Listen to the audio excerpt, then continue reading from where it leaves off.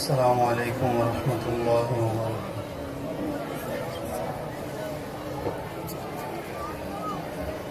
اعوذ باللہ من الشیطان اللعین الرجیم، بسم اللہ الرحمن الرحیم۔ الحمد للہ رب العالمین بارئ الخلائق اجمعین، والصلاة والسلام علی اشرف الانبیاء والمرسلین، حبیبنا حبیب الہ العالمین ابی القاسم محمد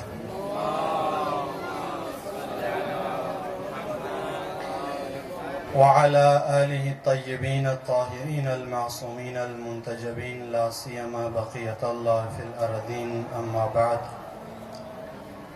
فقال الامام حسین بن علی علیہ السلام: لا واللہ یا ابن عمی لا فارقت هذا الطریق ابدا، او انظر الى ابیات مکہ او یقضی اللہ فی ذلک ما یحب ویرضى۔ درود پڑھیے محمد وآل محمد۔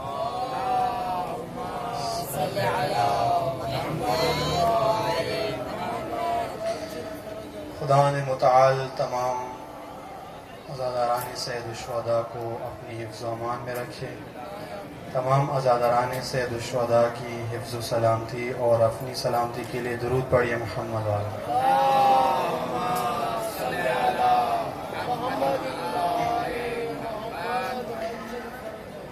عزاداری نہضت قیام اور بیداری موضوع گفتگو ہے۔ موضوع گفتگو کا سرنامہ کلام جو آپ مومنین کی خدمت میں قرار دیا ہے وہ سید الشہداء علیہ السلام کا وہ معروف اور مشہور جملہ ہے جو امام نے جناب مسلم ابن عقیل علیہ السلام کی ایک مشورے کے جواب میں امام نے ارشاد فرمایا۔ جب مسلم ابن عقیل نے مدینہ سے نکلتے وقت امام کو مشورہ دیا کہ کوئی ایسا راستہ اختیار کرتے ہیں جو معروف نہ ہو، غیر معروف راستے سے نکلتے ہیں، جس طرح کہ عبداللہ ابن زبیر بھی ایک گمنام راستے سے نکل گئے تھے، تو امام نے فرمایا کہ لا واللہ یا ابن عمی لا فارقت هذا الطریق ابدا، یہ راستہ جس راستے پہ میں نکلنے کا ارادہ رکھتا ہوں اس راستے کو کبھی میں ترک کرنے والا نہیں۔ امام علیہ السلام نے کربلا کا یہ قیام جب شروع کیا تو اس قیام کے اندر امام نے بہت سارے مراحل طے کیے۔ ایک مرحلہ امام کا خود مدینہ کے اندر، بلکہ اگر دیکھا جائے تو مدینہ کے اندر بھی اس کے کئی مراحل بنتے ہیں۔ اس کے بعد مدینہ سے مکہ تک جو راستہ امام نے طے کیا، سفر، یہ ایک مرحلہ۔ مکہ کے اندر، بیت اللہ کے اندر 4 مہینے قیام، یہ ایک اور مرحلہ ہے۔ اور مکہ سے نکل کر کوفہ کی طرف خروج، یہ ایک اور مرحلہ ہے۔ اسی طرح محرم میں جب امام کربلا پہنچتے ہیں تو یہ 8-10 دن ایک اور مرحلہ ہے۔ لیکن یہ تمام مراحل جو امام علیہ السلام نے کربلا کے سفر میں، تحریک میں، نہضت میں طے کیے، ان کو پڑھنے کی ضرورت ہے، ان کو مطالعہ کرنے کی ضرورت ہے، ان سے آگاہی اور باخبر ہونے کی ضرورت ہے۔ صرف عاشور کے دن مصائب کا آپ کو علم ہو، باقی امام کی زندگی کا ایک لمحہ بھی آپ کو معلوم نہ ہو، آپ کربلا کا ادراک نہیں کر سکتے، آپ امام حسین علیہ السلام کا فلسفہ نہیں سمجھ سکتے، آپ عاشوراء کی مقصدیت سے باخبر عزادار نہیں کہلائے جا سکتے۔ کرنا یہ ہوگا کہ امام کے نقطۂ آغاز سے لے کر آج تک جو کربلا کے مراحل درجہ بدرجہ طے ہو رہے ہیں، ہم ساتھ ساتھ چلیں۔ عزاداری سید الشہداء علیہ السلام میں جب ہم آتے ہیں تو ہمیں معلوم ہو کہ ہم کس لشکر میں موجود ہیں اس وقت۔ لشکر حسین میں ہے، لشکر کوفہ میں ہے، لشکر بصرہ میں ہے، لشکر حجاز میں ہے، یا بیت اللہ کے حجاج میں ہے یا روضہ رسول کے مجاورین میں ہے، کہاں پر ہیں ہم، یہ ہمیں معلوم ہے۔ اگر ہم عزادار ہیں اور ہمارا یہ دعویٰ ہے کہ ہم لشکر حسین میں ہیں، تو پھر ہمیں یہ بھی معلوم ہو کہ ہم لشکر حسین میں کہاں پر ہیں، لشکر حسین میں ہم کس عہدے پر ہیں، کس ذمہ داری پر ہیں، کس فریضے پر ہیں۔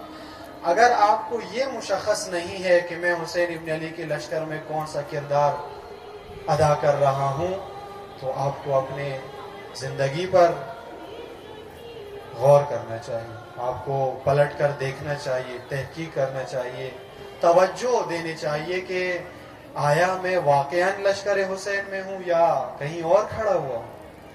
ہو جاتا ہے انسان کے زندگی میں ایسے مراحل آتے ہیں۔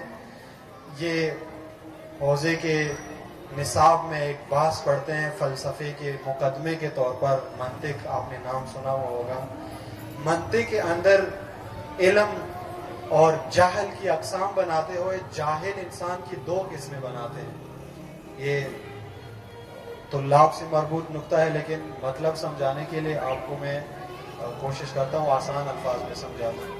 جو انسان جاہل ہوتا ہے، جاہل تو پتہ ہے نا آپ لوگوں کو جاہل کیا ہوتا ہے، وہ تاغوت اور تابوت والا معاملہ نہ کہ میں تاغوت بول رہا ہوں اور آپ تابوت سمجھ رہے ہیں۔ جاہل دو طرح کا ہوتا ہے، ایک جاہل ہوتا ہے جاہل مطلق اور دوسرا ہوتا ہے جاہل مرکب۔ جاہل مطلق ایسا ہوتا ہے کہ وہ نہیں جانتا، مثال کے طور پر میں دین کے بارے میں نہیں جانتا، اب میں کیا ہو گیا، دین کے بارے میں جاہل، میں کہلاؤں گا۔ اگر کوئی پوچھے آپ سے کہ فلاں بندہ دین کے بارے میں کیسا ہے، تو آپ کہیں گے کہ یہ دین کے بارے میں جاہل ہے۔ لیکن اگر میں جاہل ہوتے ہوئے یہ بھی نہیں جانتا کہ میں دین کے بارے میں نہیں جانتا، تو میں جاہل نہیں ہوں، میں جاہل مرکب ہوں۔ بات سمجھ آئی نہیں آئی؟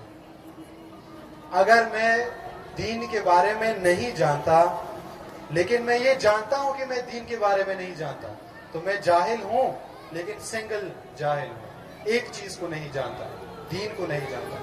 لیکن اگر میں دین کو جانتا بھی نہیں ہوں اور یہ بھی مجھے نہیں پتا کہ میں دین کے بارے میں نہیں جانتا، تو میں سنگل جاہل نہیں ہوں، میں ڈبل جاہل ہوں۔ میں یہ بھی نہیں جانتا کہ میں نہیں جانتا، بات سمجھ رہے ہیں؟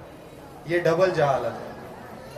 وہ انسان جو کچھ نہیں جانتا لیکن یہ توجہ رکھتا ہے کہ میں کچھ بھی نہیں جانتا، یہ اگر چاہے تو عالم بن سکتا ہے، یہ اگر چاہے تو معرفت حاصل کر سکتا ہے۔ لیکن اگر کسی انسان کو کچھ بھی معلوم نہ ہو اور اس کو گمان یہ ہو کہ میں بہت کچھ جانتا ہوں، تو اس کو اللہ کا نبی بھی علم نہیں دے سکتا، اس کو قرآن بھی علم نہیں دے سکتا، اس کو کوئی بھی نہیں سمجھا سکتا۔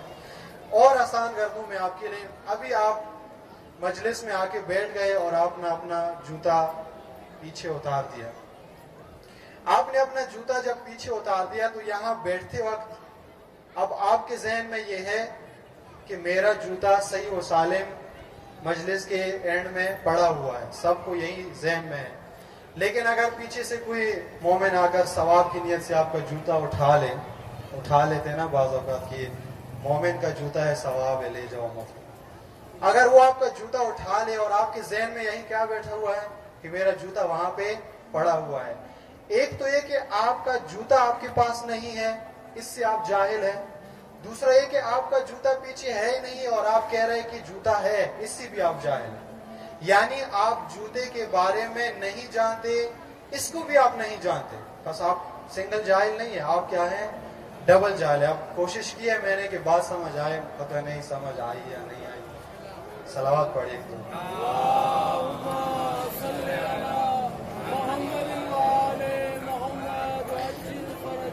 نہیں سمجھ آئی تو مدرسے میں داخلہ لے لے، 5 سال پڑھے، سمجھ آ جائے۔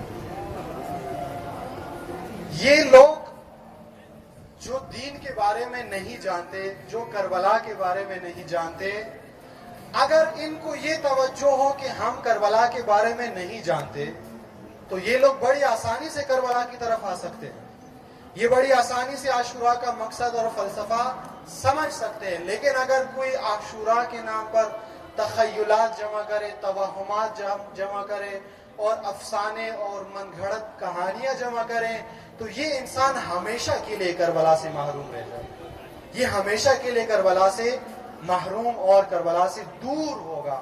اس کو کربلا کا مقصد کبھی بھی سمجھ نہیں آئے گا. انسان کی زندگی میں ایسا اکثر ہوتا ہے کہ بہت ساری چیزوں کے بارے میں وہ نہیں جانتا، لیکن وہ گمان یہ رکھتا ہے کہ میں بہت کچھ جانتا ہوں. یہ بہت بڑی آفت ہے، یہ بہت بڑا خطرہ ہے انسان کے لیے. اگر کوئی انسان اس خطرے سے نکلے تو یہ انسان بہت آگے جا سکتا ہے، یہ انسان بہت آگے کے منازل طے کر سکتا ہے. لیکن ایسا نہیں ہوتا. خدا نے متعال نے آدم سے لے کر آخری نبی تک 1,24,000 انبیاء نازل فرمائے، لوگوں کے درمیان اس لیے نازل فرمائے کہ لوگوں کو یہ گمان ختم ہو کہ ہم سب کچھ جانتے ہیں. نبی کے آنے کا مقصد یہ ہے کہ لوگ نہیں جانتے، لوگوں کو نہیں معلوم، لوگ جاہل ہوتے ہیں، لوگ اجنبی ہوتے ہیں، لوگ ناآشنا ہوتے ہیں خدا کی دین سے، معارف سے. نبی کا نازل ہونا لازمی ہوتا ہے ان کے اندر. لیکن جب نبی لوگوں کے درمیان آتا ہے تو لوگ کیا کہتے ہیں؟ ہم تو آپ سے بہتر جانتے ہیں. قرآن کی آیات آپ پڑھیں، حضرت موسیٰ، حضرت شعیب، حضرت نوح، حضرت خضر، یہ جتنے انبیاء علیہ السلام دنیا میں آئے، قرآن کی آیات میں لکھا ہوا ہے کہ قوم نے مل کر کہا نعوذ باللہ من ذالک، یہ تو دیوانہ ہے، یہ تو بے وقوف ہے. انبیاء یہی کہتے تھے، یعنی ہم جانتے ہیں، نبی نہیں جانتا. ہمیں زیادہ معلوم ہے، نبی کو کم معلوم ہے، ہم بہتر جانتے ہیں. یہ دین کا یہ تصور، یہ کربلا کے بارے میں یہ سوچ، یہ فکر ہمیں کہیں بھی نہیں پہنچا سکتا. ہم عزاداری میں اہتمام کرنے کے باوجود بھی کربلا سے اجنبی رہتے ہیں، دور رہتے ہیں، جاہل رہتے ہیں، اور کربلا کے نام پر اپنے من گھڑت سلسلے بنا لیتے ہیں. اور اگر کوئی ان سلسلوں کی طرف اشارہ کرے، کوئی آپ کو درست کربلا سمجھانے کی کوشش کرے، تو ان کے پاس پھر فتوی بھی موجود ہے. کیونکہ پاکستان میں ہر بندہ مفتی ہے، پاکستان میں ہر بندہ مجتہد ہے، ان کو پڑھنے کی ضرورت نہیں. یہ واحد قوم ہے کہ جن کے بچے پیدا ہوتے ہی مجتہد ہوتے ہیں. سنا ہے نا آپ لوگوں نے، بڑے فخر سے کہتے ہیں ہم تقلید نہیں کرتے. تقلید نہیں کرتے اس کا مطلب یہ خود مجتہد ہے، اس کو خود وحی آتی ہے، اس کے اوپر نازل ہوتی ہے. یہ سوچ جو پاکستان کے اندر موجود ہے اور دنیا کی دیگر اقوام میں بھی ہے. ایسا نہیں ہے کہ آپ ابھی کہیں کہ ساری خرابیاں ہمارے اندر ہے پاکستان میں، دوسرے اقوام میں بھی یہ بیماریاں ہیں. لیکن چونکہ ہمارا فریضہ پاکستانی قوم کے متعلق ہے، حاضرین آپ لوگ بیٹھے ہیں، تو بات اپنے بارے میں وہ بہتر ہے.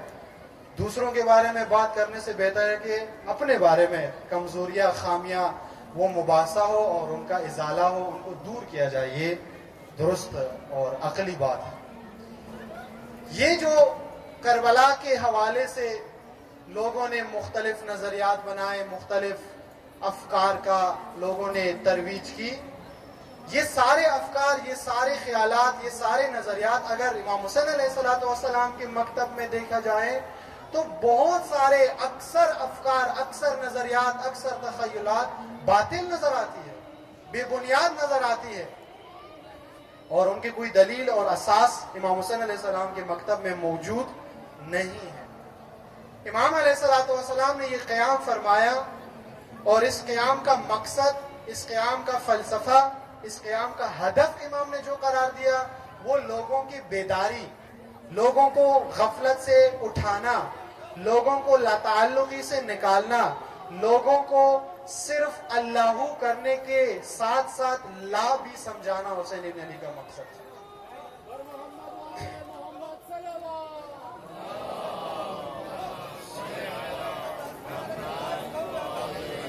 بیداری کربلا کا اصل مقصد ہے. بیداری کربلا کا حقیقی اور بنیادی اور اساسی ہدف ہے، فلسفہ ہے. اس بیداری کے لیے حسین ابن علی نے جو اہتمام کیا، لوگوں کو سمجھانے کی جو کوشش کی، جو امام حسین علیہ السلام نے اس راستے میں سعی کی، وہ بہت زیادہ غیر معمولی اقدامات ہیں حسین ابن علی کے. آپ کربلا کے بارے میں حسین ابن علی کے خطبات اور فرمودات اور ارشادات کا مطالعہ کریں، بہت لمبی فہرست ہے، تاریخ میں کتابیں اس سے بھری پڑی ہے. اس لیے کہ امام علیہ السلام بے بنیاد اور جاہلانہ اور لوگوں کو بتائے بغیر قیام کرنے کے خواہاں نہیں تھے، آگاہانہ قیام کے خواہاں تھے حسین ابن علی. پہلے نتیجہ بتاتے تھے، بعد میں کسی کو اپنے ساتھ شامل کیا کرتے تھے، بیدار کر کے لوگوں کو شامل کیا کرتے تھے. میں نے آپ کی خدمت میں اس دن یہ گزارش کی تھی کہ امام اور سیاستدان کو ایک نہ سمجھو. آپ جب سے آپ نے پاکستان میں آنکھ کھولی ہے، آپ نے کرپٹ سیاستدان کو دیکھا ہے، تو آپ کے ذہن میں یہ بات بیٹھ گئی کہ نعوذ باللہ امام بھی اسی طرح سے ہوگا. ایسا نہیں ہوگا. امام جن سے آپ کا واسطہ پڑا ہے یہ کچھ اور ہے، اور جو اللہ تعالیٰ کا بنایا ہوا امام ہوتا ہے وہ کچھ اور ہوتا ہے.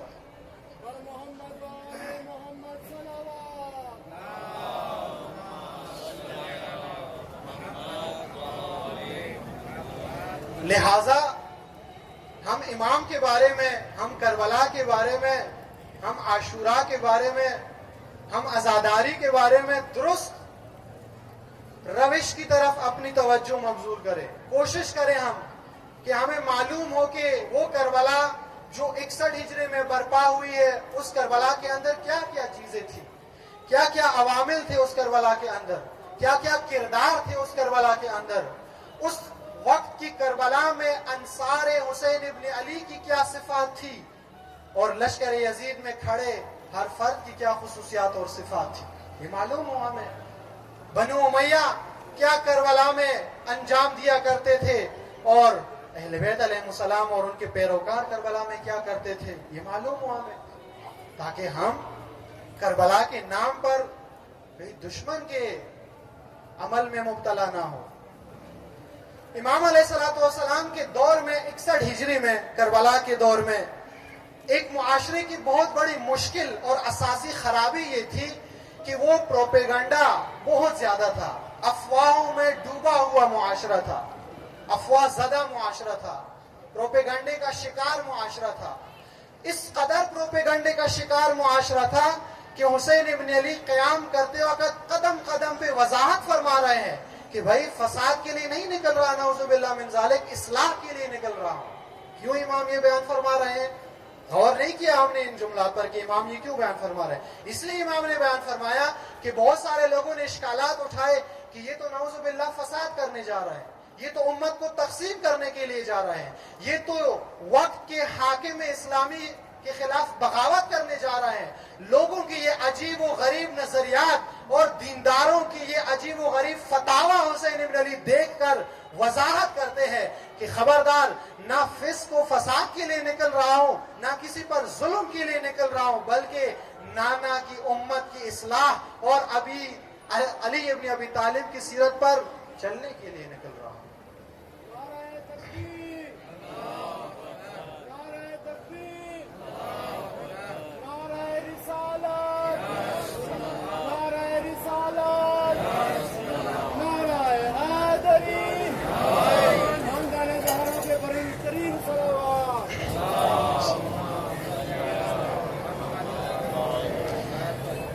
یہ پروپیگنڈا زدہ معاشرہ جو کربلا کے دور میں موجود تھا، یہ کربلا میں پہنچنے میں بہت بڑی رکاوٹ تھی. اگر کربلا سے ہم کوئی درس لینا چاہتے ہیں، اگر ہمارا ارادہ ہے کہ ہم کربلائی، عاشورائی اور حسینی بن جائے، تو ہمیں کربلا سے بہت سارے اسباق اور دروس کے ساتھ ساتھ ایک درس یہ لینا پڑے گا کہ کربلا والے کبھی پروپیگنڈے کے شکار نہیں ہوتے، جبکہ آج ہم پروپیگنڈے کے شکار ہیں. آج ہم دشمن کے پروپیگنڈے کے شکار ہیں. ہمیں دشمن نے افواہوں میں مبتلا کیا ہوا ہے. اسی سے ابھی جو آپ کا زمانہ چل رہا ہے، متعدد افواہیں ہیں، ہر طرح کا پروپیگنڈا چلتا ہے. کس کے خلاف چلتا ہے؟ اس عالم کے خلاف چلتا ہے، اس فقیہ کے خلاف چلتا ہے، اس راہبر کے خلاف چلتا ہے جو کربلا اور عاشورہ کی بات کرتا ہے. اور ہم اس پروپیگنڈے کی زد میں آ جاتے ہیں, ہم بڑی آسانی سے مان لیتے ہیں.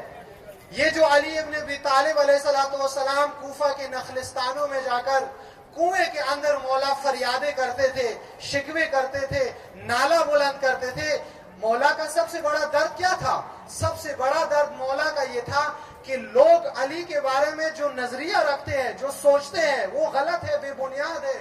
مولا اس طرح سے نہیں ہے جس طرح لوگ سمجھتے ہیں.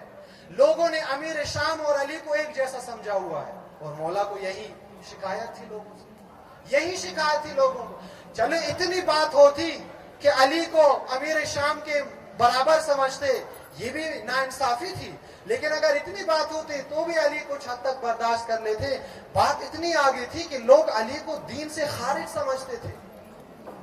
یہ کون لوگ تھے؟ یہ دیندار تھے, یہ نماز پڑھنے والے تھے, یہ قرآن کے حافظ تھے, یہ مسلمان تھے. ان میں سے بہت سارے ایسے لوگ تھے جنہوں نے رسول اللہ سے براہ راست وحی سنی تھی, جو کاتبان تھے وحی کے, لکھتے تھے وحی کو. لیکن علی کے دور میں وہ اس قدر پروپیگنڈا زدہ ہو گئے, اس قدر افواہوں کی زد میں آ گئے کہ علی کو, مومنین کے امیر کو دین سے خارج سمجھتے تھے. نعوذ باللہ من ذالک. آج ہم تو نہیں ہے اس صورتحال میں, آج ہماری تو یہ حالت نہیں ہے. آپ دیکھ لیں, آپ ٹھنڈے دماغ سے, آپ عقل سے, آپ منطق سے آپ کھولیں, ان چیزوں کو دیکھیں. آیا ہماری تو وہ حالت نہیں ہے؟ کوفیوں والا مزاج بنا کر کوفیوں پہ لان کرنا, وہ حالت تو نہیں ہے ہماری. خود بھی وہی کام کرتے ہو, اور جو اگر آپ کرتے ہو وہ کام تو ٹھیک ہے, کوئی اور کرتا ہے تو آپ اس پہ لان کرتے ہو. بقول علامہ اقبال کے, کار بد خود کرے لعنت کرے شیطان پہ. غلط کام خود کرتا ہے اور لعنت پھر شیطان پہ کرتا ہے. کام آپ نے کیا ہے, پہلے اپنے آپ کے اوپر لعنت کرو, دوسری لعنت پھر شیطان کے اوپر. اگر کوفیوں کا مزاج, کوفیوں کا رویہ حسین ابن علی کے ساتھ اور حسین ابن علی کے بابا کے ساتھ اور ائمہ معصومین علیہ السلام کے ساتھ مطلوبہ اور درست اور قرآنی رابطہ نہیں تھا, تو وہ کون سا رویہ تھا ان کا؟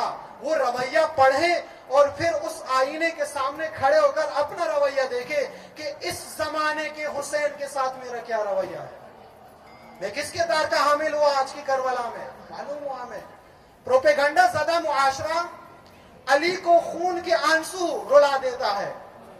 آج بھی یہ حالت ہے, آج بھی یہی حالت ہے. آج سے زیادہ دور نہیں ہے, 4 سال پہلے ایک بہت بڑے اسلامی دنیا کے رہنما نے, جو مسلمانوں کا امام خلیفہ اپنے آپ کو کہتا ہے, اس نے اپنے ٹی وی چینل کے انٹرویو میں یہ بات کہہ دی. اس سے سوال کیا گیا کہ اگر آپ کو کہا جائے کہ یا یہود سے صلح کر لو یا شیعوں سے صلح کر لو, شیعوں کے مرکز ایران سے صلح کر لو, تو آپ کس سے صلح کرو گے؟ مسلمانوں کے رہنما سے پوچھا گیا. ابھی بھی اس کا انٹرویو موجود ہے, آپ دیکھ سکتے ہیں سوشل میڈیا پر. مسلمان کے اسلامی دنیا کی بہت بڑا رہنما تھا اسلامی دنیا کا, اس کا یہ بیان تھا. پوچھا, اینکر نے پوچھا کہ ایک طرف یہود ہے, دوسری طرف شیعہ ہے, تو آپ کس سے صلح کرو گے؟ اس نے کہا کہ یہود سے تو صلح ہو سکتی ہے لیکن شیعہ سے نہیں ہو سکتی. وجہ, آپ بھی مسلمان, وہ بھی مسلمان.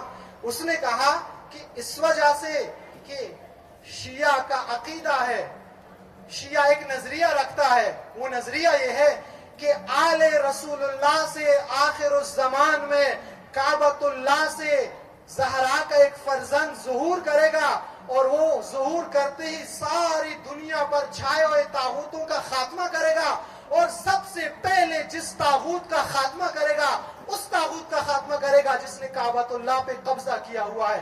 اور شیعہ اس امام کے ظہور کی تیاری میں ہے, اور اس تیاری میں صف اول پر رہبر معظم ہے, ایران ہے. ہماری صلح نہیں ہو سکتی.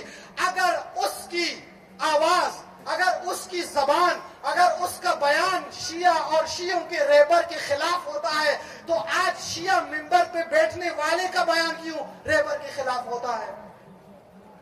پھر تو ایک بات ہو گئی. اگر امیر شام کے دربار میں بیٹھا ہوا کرائے کا مفتی جمعے کے خطبے میں علی پہ نعوذ باللہ من ذالک لعن کرتا ہے, اور دوسری طرف علی کا نامزد کیا ہوا حاکم قاضی شریح بھی علی کو برا بھلا کہتا ہے, تو دونوں میں کوئی فرق ہے؟ کوئی فرق نہیں ہے دونوں میں.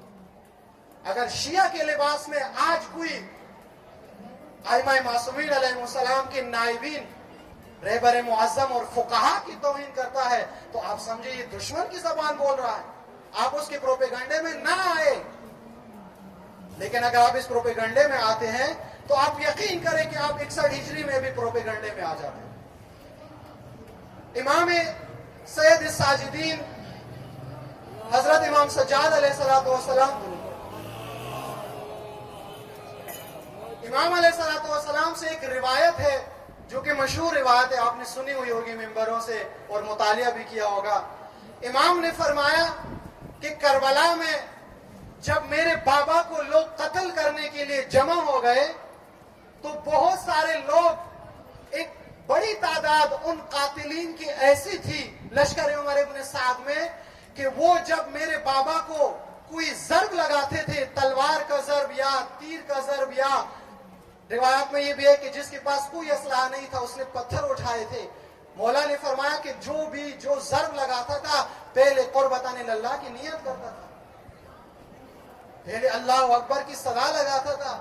جب حسین ابن علی نے عاشور کے دن جہاد کا آغاز ہوا تو عمر ابن سعد کے لشکر سے باقاعدہ آواز آئی کہ لڑائی میں تاخیر نہ ہو, جمعہ کی نماز بھی پڑھنی ہے, جمعے کا دن تھا. یہ کون لوگ تھے؟ یہ کون سے کردار تھے؟ یہ اپنے دیندار تھے, یہ مسلمان تھے, لیکن یہ پروپیگنڈا زدہ لوگ تھے. ان کو اس بہانے سے بلایا گیا تھا کوفہ و بصرہ و حجاز سے, یمن سے, اس لیے بلایا گیا تھا کہ ہم نے ایک باغی کو حصار میں لیا ہوا ہے, اس باغی کو قتل کرنا ہے. اور عمر ابن سعد لوگوں کو قاضی شریح کا فتویٰ بتاتا تھا کہ دیکھو وقت کے سب سے بڑے مفتی نے اس کو واجب القتل بھی قرار دیا ہے. سب لوگوں نے شریف فریضہ سمجھ کے کربلا میں حصہ لیا. آج بھی کچھ لوگ عبادت سمجھ کر فقہا و مراجعین پہ لعن طعن کرتے ہیں. یہ کون سے لوگ ہیں؟ یہ پروپیگنڈا زدہ لوگ ہیں. یہ جذبات سے نکل کر تھوڑا منطق کی طرف آئے, عقل کی طرف آئے. ذرا کربلا کے آئینے کے سامنے کھڑے ہو کر اپنے آپ کو دیکھے کہ کہیں حسین کے لشکر کا مدعی ہو کر لشکر یزید میں تو نہیں کھڑا ہوا ہوں. حسین ابن علی کے مجلس میں لوگوں سے بھاری فیسیں لے کر کہیں میں خدمت تو یزید کی نہیں کر رہا ہوں. نظر ثانی کر لینے چاہیے ہمیں اپنے ان افکار پر, ان امور پر. پروپیگنڈا زدہ معاشرہ, افواہوں میں مبتلا معاشرہ حج میں رہ جاتا ہے, افواہوں میں مبتلا معاشرہ مدینہ میں رہ جاتا ہے, افواہوں میں مبتلا معاشرہ کوفہ و حجاز و بصرہ میں رہ جاتا ہے, اور اس معاشرے کا عظیم ترین انسان اللہ کا بنایا ہوا امام مقتل میں جا پہنچتا ہے اور ان لوگوں کو معلوم بھی نہیں ہوتا. جب امام کی شہادت ہوتی ہے تو پھر تو پچھتانے کا کوئی فائدہ نہیں, پھر کوئی فائدہ نہیں ہے. بر وقت آنا, بر وقت اقدام کرنا, اس امام کو اسی دور میں پہچاننا جس دور میں وہ زندہ ہے فائدہ دیتا ہے. 61 ہجری میں امام آئے اور 161 ہجری میں آپ نے امام کو سمجھا, یہ تو بات نہیں ہوئی, وہ تو وقت گزر گیا, اب تو پانی سر سے اوپر ہو گیا. اسی لیے ہمیں کربلا کو اسی زمانے میں سمجھنا چاہیے. یہ جو امام علیہ السلام سے منسوب ایک حدیث ہے, اگر امام کی حدیث ہے تو بھی ٹھیک ہے, نہیں ہے تو اس کا مفہوم بھی بالکل درست ہے کہ کل یوم عاشورا اور کل ارض کربلا. اس کے مطابق آپ کی سرزمین کربلا ہے, آپ کا زمانہ کربلا ہے. آج بھی حسین ابن علی کا لشکر ہے اور آج بھی یزید کا لشکر ہے. بس یہ معلوم کرنا ہے کہ میں کہاں پہ کھڑا ہوں, میں کس کردار کا حامل ہوں. اگر آپ آنکھیں بند کر کے یہی تسلی کر لے کہ نہ میں لشکر حسین میں ہوں اور نہ میں لشکر یزید میں ہوں, تو پھر تو آپ کوفیوں کے لشکر میں ہیں, پھر بھی آپ فائدے میں نہیں ہیں, پھر بھی آپ لعنت کے حقدار ہیں. اور اگر آپ کے شہر سے بنت علی کا گزر ہوا تو بنت علی پہلے افسوس آپ کے اوپر کرے گی. ہوا ایسا یا نہیں ہوا؟ جب علی کی بیٹی کوفہ کے بازار میں داخل ہو گئی, تاریخ نے لکھا ہے کہ وہ رونے لگے, فریادیں کرنے لگے. معلوم ہو گیا یہ تو رسول اللہ کا دل بند تھا جو شہید ہو گیا, یہ تو اہل بیت اطہار علیہ السلام کے جوان تھے جن کو شہید کیا گیا. اب کیا ہوگا؟ ہم نے تو اپنے جوانوں کو بھیجا تھا فریضہ شرعی سمجھ کر. اب رونے لگے، فریاد کرنے لگے. اس وقت علی کی بیٹی کو جلال آیا اور فرمانے لگی اب رونے کا کوئی فائدہ نہیں ہے، اب فریادیں کرنے کا کوئی فائدہ نہیں ہے. تم نے اگر میرے بھائی کو رونا تھا تو عاشور کے دن کربلا پہنچنا تھا. تم نے حبیب نے مظاہر کی طرح حسین سے پہلے اپنی جان کا نذرانہ پیش کرنا تھا. لیکن اگر ایسا نہیں ہے، اگر آپ زمانے کے حسین کے لشکر میں نہیں ہو تو آپ پھر کربلا کے لشکر سے خارج ہو. آپ ماندگان میں سے ہو، آپ پسماندگان میں سے ہو، اور آپ کا شمار لشکر حسینی میں نہیں ہو سکتا، کسی اور لشکر میں ہوگا. درود پڑھے ہوگا.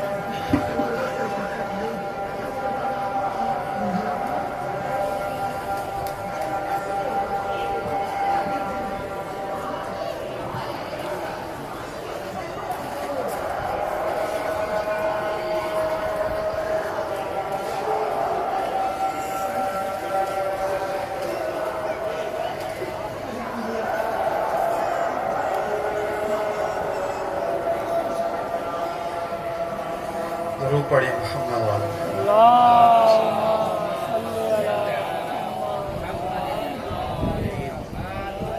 بس عاشوراء اور کربلا انسان کو بیدار کرنے کے لیے امام نے برپا کیا ہے. اور بیدار قوم، بیدار معاشرہ وہ کہلایا جاتا ہے کہ جس معاشرے کے اوپر پروپیگنڈے کا اثر نہ ہو. وہ معاشرہ جو بنو امیہ کے پروپیگنڈے سے بالا ہو، جس کے اوپر طاغوت کا اور یزیدی حکمرانوں کے پروپیگنڈے کا اثر نہ ہو، وہ معاشرہ حسینی معاشرہ ہوگا. وہ لوگ کربلائی لوگ ہوں گے، وہ لوگ عاشورائی لوگ ہوں گے، اور وہی بیدار لوگ ہیں. اور انہی لوگوں نے حسین ابن علی کے مقصد کو گویا عملی کیا ہے. اگر قیامت کے دن، محشر کے دن حسین ابن علی اور حسین ابن علی کی والدہ معظمہ جن لوگوں سے راضی ہوگی تو وہ یہی لوگ ہوں گے جنہوں نے کربلا کے مقصد کو زندہ رکھا ہے، جنہوں نے عاشوراء کے فلسفے کو اور مقصدیت کو احیاء کیا ہے.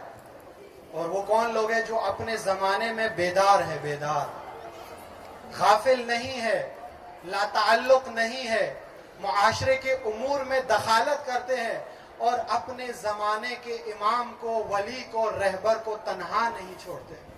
یہ کربلا میں کامیاب لوگ ہیں، یہ کربلا میں مفلح ہے، فلاح یافتہ لوگ ہیں. اگر ایسا نہیں ہے تو پھر پریشانی والی بات ہے.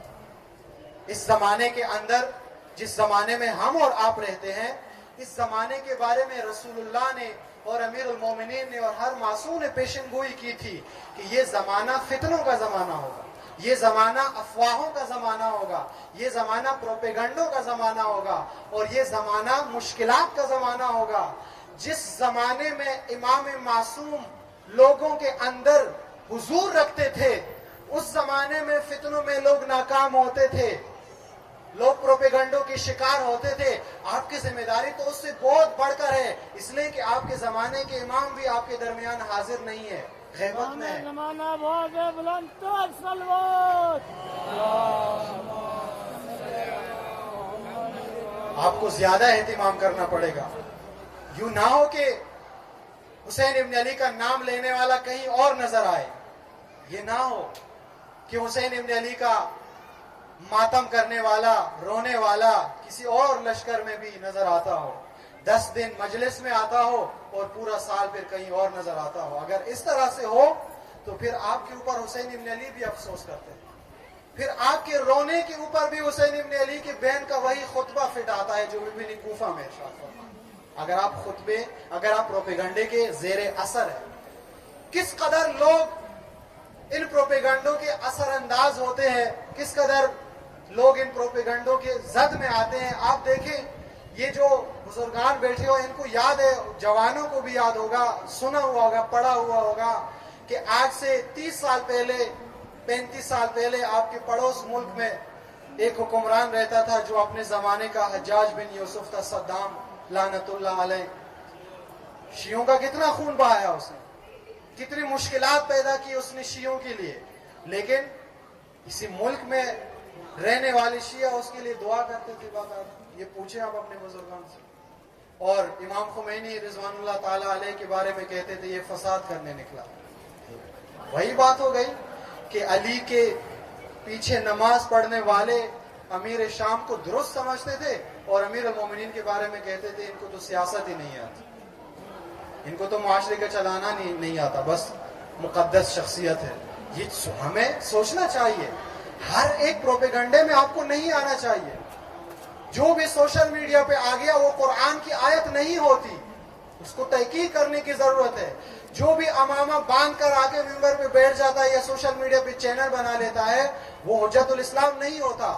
اس کے مبانی کو قرآن کے ساتھ پرکھنا ضروری ہوتا ہے, دیکھنا ہوتا ہے کہ وہ آپ کو زمانے کے ولی کے قریب کر رہا ہے یا دور کر رہا ہے, وہ کربلا کا حقیقی مطلب بتا رہا ہے یا کچھ اور بتا رہا ہے. آپ کو دیکھنا پڑے گا آپ کو, وگرنہ پروپیگنڈوں کے زیر اثر ہوں گے. اسی مملکت کے اندر ایک اور جرنیل بھی تھا جو امریکہ سے بہت ڈرتا بھی تھا, اس کو لوگوں نے نام دیا ہوا تھا کہ یہ مختار پاکستان ہے.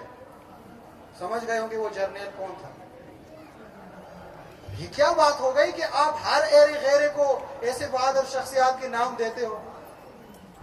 پہلے سوچنا چاہیے ہمیں کہ وہ کون ہے, وہ کس سیٹ اپ میں ہے, وہ کام کس لیے کر رہا ہے, پھر بات کریں. ایسے لوگ, ایسے حکمران, ایسے جو حاکم آتے ہیں, ان کے پروپیگنڈے میں آ کر آپ کربلا کے نام پر کربلا کے مقابل نہ کھڑے ہو. ہوش و حواس میں رہ کر آپ کربلا کے مقتل میں جا کے کھڑے ہو جاؤ, وگرنہ عاشور کا دن بھی آ جائے گا, حسین ابن علی کے حل میں ناصر کی ندا بھی آپ کے کانوں سے ٹکرا جائے گی, پھر بھی آپ حسین ابن علی کے لشکر سے پیچھے رہ جاؤ گے اور بدبخت کہلائے جاؤ گے اگر کربلا سے پیچھے رہ گئے. اگر آج کے زمانے کے حسین کے لشکر سے ہم پیچھے رہ گئے, اگر ہمارے ہوتے ہوئے آج کے زمانے کے حسین کے خلاف دشمن نے کوئی کامیابی حاصل کی تو ہم جواب دیں ہیں. ہم سے 61 ہجری کے بارے میں نہیں پوچھا جائے گا, لیکن 1443 کے کربلا کے بارے میں ضرور پوچھا جائے گا. ہمیں پاکستان کی کربلا کے بارے میں ضرور پوچھا جائے گا. ابھی سب کو افغانستان کی پڑی ہوئی ہے کہ افغانستان میں یہ ہو رہا ہے, وہ ہو رہا ہے. بھئی آپ کے ملک میں کون سا اللہ کا قانون نافذ ہے, اپنے ملک کی فکر کرو. اپنے گھر میں جو فساد ہے, جو فحشا ہے, اس کی آپ کو فکر نہیں ہے اور آپ کو افغانستان کی پڑی ہوئی ہے. یہ ساری چیزیں یہ کربلا سے سیکھیں, بیدار ہو جائے, ہوشیار ہو جائے, غفلت سے باہر آ جائے, اور غفلت سے باہر آنے کی علامت یہ ہے کہ دشمن کے پروپیگنڈے میں اپنے آپ کو محصور نہ رکھیں. یہ کربلا کا مقصد ہے, یہ عاشوراء کا ہدف ہے. اس مقصد اور ہدف اور اس راستے پہ چونکہ کٹھن راستہ ہے, مشکلات سے پر راستہ ہے, پر خطر راستہ ہے, یہ راستہ طے کرنا بہت مشکل کام ہے. بہت قربانیاں دینی پڑتی ہے, مشکلات سہنی پڑتی ہے, تعلقات کٹ جاتے ہیں, فتوے لگتے ہیں, تہمتیں آتی ہیں, الزام تراشیاں انسان کے اوپر آ جاتی ہے, شخصیت کشی انسان کی ہوتی ہے. اگر آپ کا عزم حسینی ہے, اگر آپ کا ارادہ حسینی ہے, تو پھر آپ کربلا میں ثابت قدم رہ سکو گے, وگرنہ بہت بڑے دیندار ہو کے بھی آپ حسین ابن علی کے ساتھ لشکر میں شامل نہیں ہو سکتے. اور محمد و آل محمد صلوات. نعرہ تکبیر, اللہ اکبر, نعرہ رسالت, نعرہ حیدری. ان مشکلات کے لیے, کربلا کا جانباز بننے کے لیے, حقیقی عزادار بننے کے لیے ایک کردار جو کربلا میں سب سے اوج پر وفا کی مثال بن گئی ہے, وہ شخصیت ابوالفضل العباس علمدار علیہ السلام. لشکر حسین ابن علی کے سپہ سالار جناب ابوالفضل العباس کی شخصیت بہت ہی پرمانہ بھی ہے, مظلوم بھی ہے, فداکار بھی ہے, باوفا بھی ہے, شجاع بھی ہے, ہر طرح سے. سنا ہے نا آپ نے کہ امام چہارم نے فرمایا کہ جب محشر کا دن ہوگا, مختلف قسم کے لوگ محشر میں وارد ہوں گے. ایک طبقہ آئے گا, دوسرا طبقہ آئے گا, اتنے میں ایک طبقہ آئے گا, پوچھا جائے گا یہ کون لوگ ہیں؟ آواز آئے گی یہ شہداء ہیں. شہداء کے طبقات میں مختلف طبقے آتے ہوں گے. ایک طبقہ آئے گا جو سب سے زیادہ زخموں سے چور چور ہوگا. پوچھا جائے گا یہ کون سا طبقہ ہے؟ کہنے والا کہے گا یہ شہداء کربلا ہے. اور عزاداروں کہتے کہ جب شہداء کربلا میں جناب ابوالفضل العباس کی باری آئے گی محشر میں ورود کی, جو مقام حسین کے لشکر کے سپہ سالار کا ہوگا, امام فرماتے ہیں کہ محشر میں موجود سارے لوگ رش کریں گے ابوالفضل علمدار کے مرتبے پر, اس لیے کہ عباس نے حسین کی خاطر قربانی بڑی عظیم دی ہے. سارے انصار شہید ہو گئے. اب دشمن ایک ایک کو شہید کر رہے ہیں. حسین کے لشکر کے وہ سپاہی رہ گئے جو بہت کم سن تھے, جو چھوٹے تھے. عباس علمدار مولا کی خدمت میں آتے ہیں, فرماتے ہیں مولا عباس کو جنگ کی اجازت چاہیے. حسین کیا فرماتے ہیں؟ عباس, جو جنگ میں آپ نے بھیجے تھے وہ مرد تھے, وہ کامل تھے, وہ جنگ کی تیاری خود بھی کر سکتے تھے, لیکن اب فوج کا جو دستہ جنگ کو بھیجنے کے لیے باقی ہے وہ تو بچے ہیں. ان کو تو جنگی فنون کے بارے میں معلوم نہیں ہے, ان کو جنگی لباس پہنانا نہیں آتا, ان کو تلوار پکڑنے کا طریقہ نہیں آتا. یہ سارا کام آپ نے کرنا ہے عباس, ابھی آپ کی باری نہیں آئی. عباس سر جھکا کر واپس چلے جاتے ہیں. لیکن جب انصار سب شہید ہو جاتے ہیں, جب عباس علمدار دیکھتے ہیں کہ میرا مولا اور عباس باقی رہ گیا, تو پھر دوبارہ آتے ہیں. روایت میں لکھا ہے کہ عاشور کے دن متعدد دفعہ عباس علمدار جنگ کی اجازت لینے آئے, لیکن مولا نے اجازت نہیں دی چونکہ سپہ سالار تھے. آخر میں جب مولا نے عباس کو جنگ کی اجازت دی تو مولا نے ساتھ ایک جملہ بھی عباس علمدار سے فرمایا. کیا فرمایا؟ عباس بھیا, جنگ میں جانے کی اجازت ہے, آپ جا سکتے ہو, لیکن جنگ میں جانے سے پہلے ایک چکر خیام کی طرف بھی لگا لیں. خیام میں بھی دیکھنا, وہاں کا بھی ایک جائزہ لینا. جب مولا عباس نے جنگ کا ارادہ کر کے خیام کی طرف رخ کیا تو مولا نے خیام میں ایک عجیب منظر دیکھا. مولا عباس نے خیام میں کیا دیکھا کہ ایک چھوٹی سی ننھی سی بچی ہے اور اس نے سارے یتیموں کو جمع کیا ہوا ہے اور خشک مشکیزہ اٹھایا ہوا ہے. ایک خیمے سے بچے نکلتے ہیں دوسرے خیمے میں داخل ہوتے ہیں اور ایک خشک مشکیزہ اٹھا کر اس کو زمین پہ رکھنے کے بعد وہ چھوٹی سی بچی یتیموں سے کہتی ہے کہ پریشان نہ ہونا دوسرے مشکیزے میں پانی مل جائے گا. لیکن جب سارے مشکیزے خشک ملتے ہیں تو حسین کی یتیمہ پریشان ہو کر نا امید ہو جاتی ہے. اتنے میں اس بچی کی نگاہ پڑتی ہے ابوالفضل علمدار پر. عباس نے مشکیزہ اٹھایا ہوا ہے, ہاتھ میں نیزہ لیا ہوا ہے.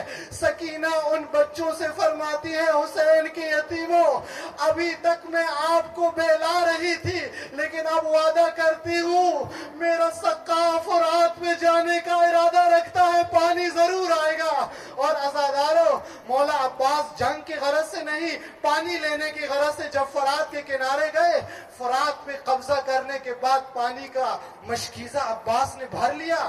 مشکیزہ بھرنے کے بعد تاریخ نے لکھا ہے کہ عباس کا گھوڑا بھی چند دنوں سے پیاسا تھا لیکن پانی نہیں پیا اور عباس نے ایک دفعہ فرات کے کنارے بیٹھ کر چلو میں پانی اٹھایا اور اسی پانی میں اپنا عکس دیکھ کر خود سے خطاب کرنے لگا عباس تو بہت پیاسا ہے لیکن پانی کیسے پیے گا, تجھ سے زیادہ تیرا مولا پیاسا ہے, تیرا آقا حسین پیاسا ہے.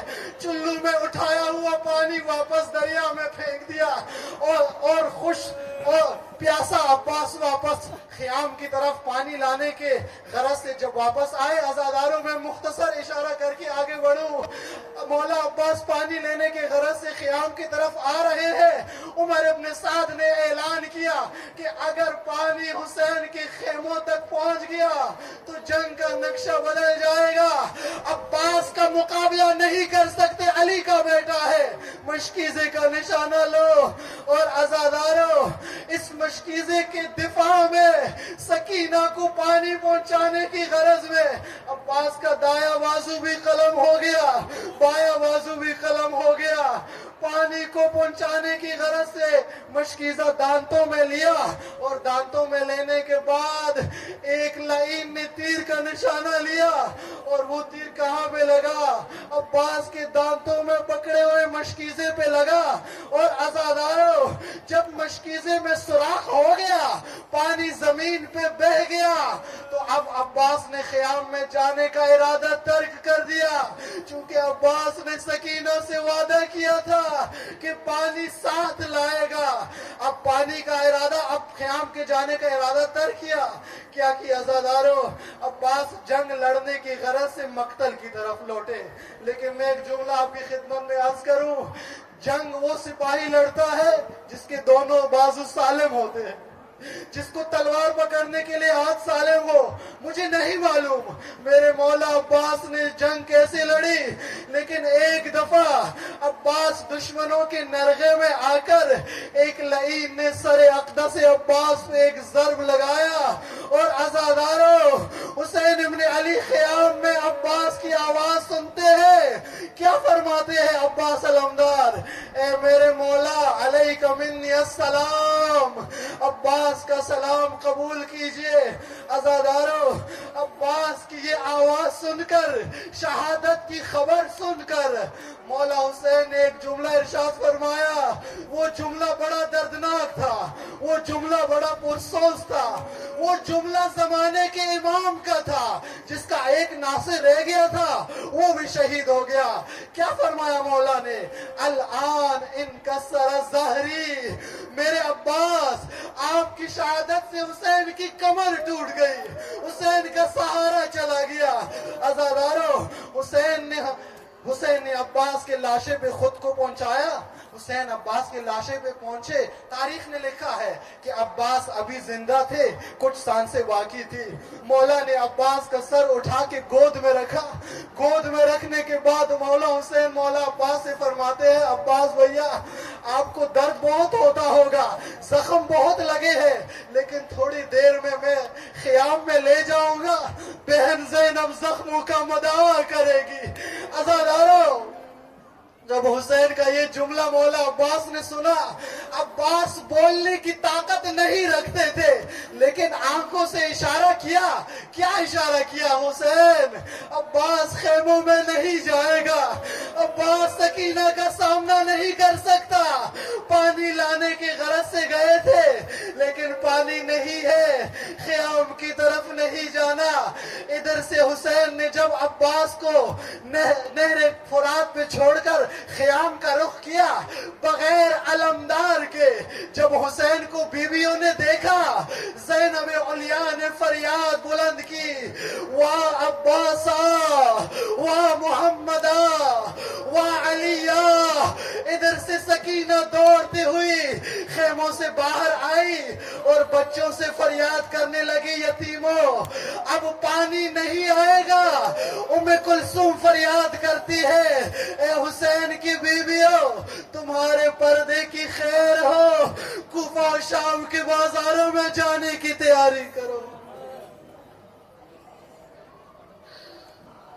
الا لعنت اللہ علی القوم الظالمین وسيعلم الذين ظلموا أي منقلب ينقلبون وباسمك العظيم الأعظم الأعز الأجل الأكرم وبالحسين کا سب مل کے پڑھی, یا اللہ یا اللہ یا اللہ یا اللہ. پروردگارا بحق محمد وآل محمد بحق باب الحوائج ابو الفضل العباس ہماری یہ عبادت, یہ مجلس, یہ عزا, یہ مرثیہ, یہ نوحہ, یہ گریہ اپنی بارگاہ میں قبول و مقبول فرما. پروردگارہ مومنین و مومنات کے اخلاص و خلوص کو مقبولیت کا درجہ عطا فرما, مسافرین کا سفر بخیر فرما, مریضوں کو شفا یابی عطا فرما. پروردگارہ دنیا بھر میں مصروف عمل عزاداروں کی حفاظت فرما, دشمنان عزاداری کو نیست و نابود فرما, مسلمانوں کو وحدت و اتحاد عطا فرما. پروردگارہ بحق محمد و آل محمد ہمارے مولا و مقتدی امام زمانہ کی ظہور میں تعجیل فرما. ہمیں امام کے اعوان انصار میں سے ہونے کی توفیق عطا فرما. اپنی دعاؤں کی قبولیت کے لیے, مرحومین کی مغفرت کے لیے, بالخصوص امام زمانہ کے ظہور میں تعجیل کے لیے مل کر بآواز بلند صلوات پڑھیں.